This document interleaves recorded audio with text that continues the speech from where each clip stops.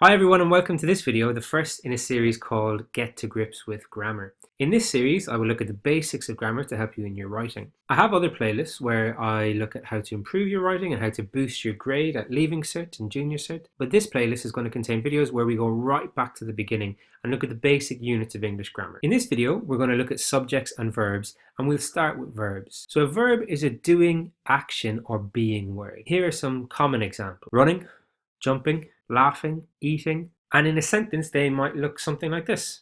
The boy ran, the monkey jumped, the girl laughs. Some other verbs are is, are, and am. And even though these are some of the most commonly used verbs, people often don't see them as verbs. Remember, a verb is a word of doing, action, or being. So what is the verb in the sentence, I am hungry? Pause the video for a moment if you want to work it out before I give the answer. The verb here is am. Take for example the verb to run. So we can conjugate it like this. I run, you run, he runs, she runs, we run, they run. And we can do the same with the verb to be. I am, you are, he is, she is, we are, they are. So in the sentence, I am hungry, am is the verb and hungry there is an adjective. It's describing the noun. So I am hungry. That is a form of the verb to be. So a verb is a word of doing, action, or being. If we consider that a sentence is a thought that is designed to communicate meaning, we can see that the verb is the engine that drives that meaning. Every sentence must have a verb, otherwise it's not a grammatically correct sentence. Even in longer sentences, we still have verbs driving the meaning. The public are concerned by the government's decision. The impressively tall tree shed its golden brown leaves. At 8 o'clock in the morning, the sun, peeking out from behind the curtains in the dusty room, shone bright. So verbs are essential.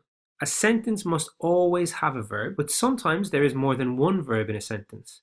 What about a sentence like this? She is laughing. We know that to be is a verb, and so we might think that the verb is, but laughing is also a verb, so what's going on here? Well, the word is in this sentence is actually an auxiliary verb. An auxiliary verb is not the main verb in a sentence, but it supports the main verb. So in the sentence, she is laughing. Laughing is the main verb. That's the main action, the main thing that's taking place in this unit of meaning. And is an auxiliary verb. The auxiliary verb supports the main verb. Here are some more examples. They were jumping on the trampoline.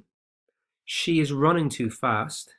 He was helping his grandmother. The auxiliary verbs here are were, is, and was, while the main verbs are jumping, running, and helping. So we've seen that a sentence has to have a verb to make sense, but it also needs to have a subject, someone or something doing that verb. So look at the following sentences. Driving across the country, baking a cake, laughed until his stomach hurt.